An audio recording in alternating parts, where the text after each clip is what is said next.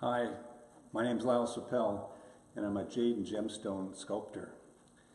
And today I want to talk about prosperity in your art and evolution of the sculptures that I've created over the last few years of my life. So today I have two examples of sculpture that I have created over different periods of time. This sculpture, it's an abstract and it's called Touch Point. And it's jade on a brass base. Now this piece was created in 1977. So it's a great contrast to the kind of sculpture that I'm working on today. And this is a panther, it's called Emperor's Dawn. And it's a yawning tiger or panther. It's in green jade on a black jade base. So what I wanted to talk about between these two pieces is the change of design that took place. Now there's a lot of years between the evolution of these two pieces. So I wanted to describe what my mindset was like when I was creating this piece. I was creating something that was not for the public, and it wasn't necessarily for sale. I was creating for a different purpose, and it was my own imagination, my own exploration, and my own development as an artist, and I was creating so really just for myself. And so at some point I changed my outlook on the art, and I wanted to make a living by what I was creating. So that meant that I had to really change my mode of thought and my evolution took place by doing that. So I found that something really different happens when you make a commitment to making a living by selling your art. So first of all, you have to open your horizons and expand your ideas on what's acceptable as art. And so when I was beginning, I felt like this was completely acceptable, and it was the only way I wanted to create. I wanted to explore through just abstraction. But in hindsight, I realized that it wasn't just, abstraction was just a limited perspective. So in order to create sculpture and art for a living, I had to open my perspective and have a wider view of what I wanted to create. So I broadened what was to be more acceptable to me as an artist to add to my sculptural development. So I included animal forms, and I did a variety of different things in order to expand my approach and imagination in order to sell my art. So that brings to mind a quote by Renoir, who said that the greatest compliment that you can give an artist is to purchase his art. And that's so true for me. The greatest gratification I got from creating art was to have people actually appreciate it enough to want to own it.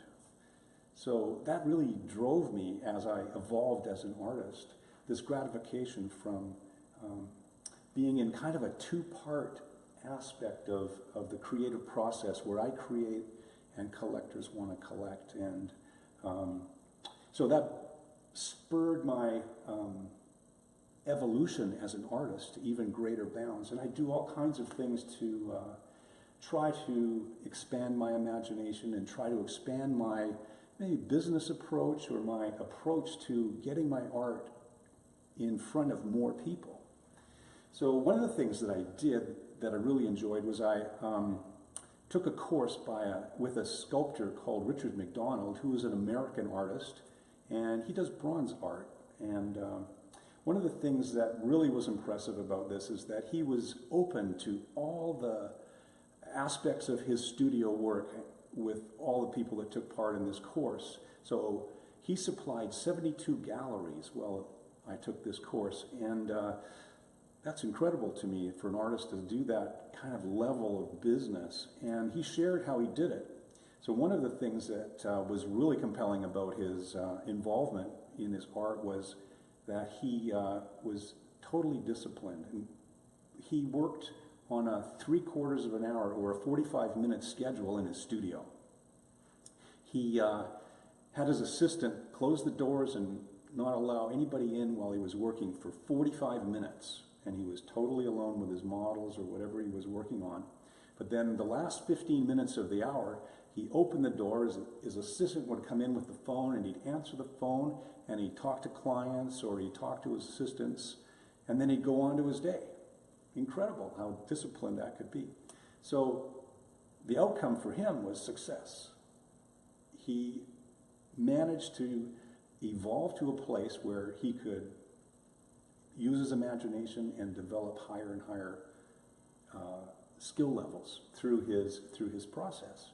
So another thing that I did was I took a course in an art school. I went back to art school and I took a drawing course. And in one of the assignments I had, the instructor told us to go out into the dark and do a drawing. And I went, "What are you crazy? There's nothing to see in the dark. It's like totally black." So I took the exercise anyway, and I went out in the night, and I took my drawing pad, and it was amazing what happened. It was, all of a sudden, there was lights, there was shadows, there was things that it evoked my imagination, and my whole perspective on, what's possible here changed.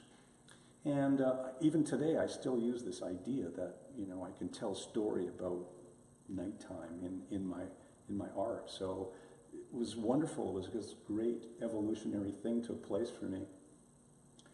So all of those things helped me to be more open and be more expansive towards my creative process and to evolve even further as an artist and to just allow this concept of the imagination to expand. Another thing that takes place through this whole process is how to get in front of more people with your art, because here you've made a commitment to yourself to live by what you're going to create. So you have to change your commitment towards your art, and I felt like it's a lot like a marriage. So before you get married, you probably really know the person very well, and you love them, and you want to share your life with them. But until you make the commitment to marriage, you don't really know what that person's like. I mean, as you get deeper and deeper involved in your relationship, it changes and it evolves and it goes into a whole different aspect that you would never get to if you didn't make the commitment to that person. So in the same way, when you make the commitment to selling your art, it all changes and your whole perspective is completely different. So you're much more committed and dedicated to having this take place. So someone that's very close to me took my advice on a marketing idea not too long ago, and he went into a favorite restaurant, his favorite local restaurant that sold hot dogs. And one of the themes of this restaurant was to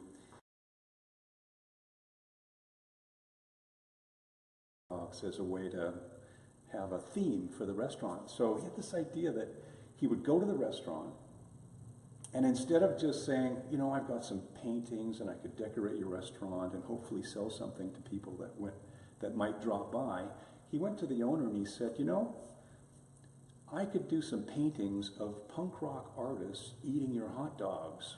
How does that sound to you? And the owner went, wow, that's a fantastic idea. I'd love to buy one of those paintings. And so that's what happened. He got commissioned by the owner of the restaurant to do 5 paintings that the owner would buy instead of just put on consignment in the restaurant. So see, that's just a little shift of perspective, and it helped this person sell 5 more pieces of art. So in another case, I remember an artist in San Francisco when they first got there, they noticed there's a lot of wineries in the area, and so they went to the wineries, and they said, well, you know, you have a lot of visitors here that would like to have some memento of your winery, so why don't I just paint your winery and have these paintings for sale the same time that the people come in to buy your wine? And sure enough, perfect setting for people to take home a memento of the winery. So that kind of thing is a way to think about getting your art in front of more people. There's always an opportunity in some way to change and to develop. But change is the answer. You have to be able to change. And I remember a teacher in my life shared this parable that really was great for me, and it helped me understand myself a little bit better. It's a story about the frog in the barrel. And some of you may have heard this before, but I'd like to just share it again. There's this frog, and he lives in the bottom of this barrel with a little bit of water, and he's totally happy in there. He just has like the best time. He says at 12 noon, the sun comes directly over the barrel, and it shines light right down on top of him, and he gets sunlight for about 3 minutes, and he thinks, wow, this is so fantastic. I love it. It's just so great. And then every once in a while, a bug will fly down into the barrel, and he'll eat it, and he'll say, wow, this is great. I got to eat something today. So he's blissed out on this life that he has in this barrel. So one day, this bird flies by and perches on the top of the barrel and looks in there and says, hey, buddy, what are you doing in there?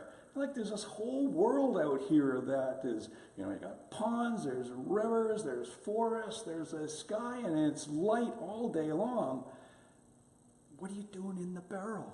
And the guy thought, whoa, there's more to this than just the barrel?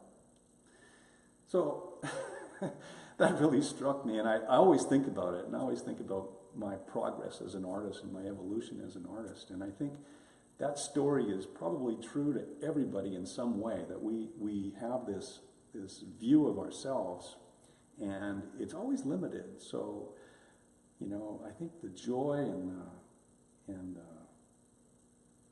the fun about being an artist is to step out of your comfort zone and see what else is out there in the world. So that's what's really helped me progress and to become prosperous as an artist, is to always explore and to take another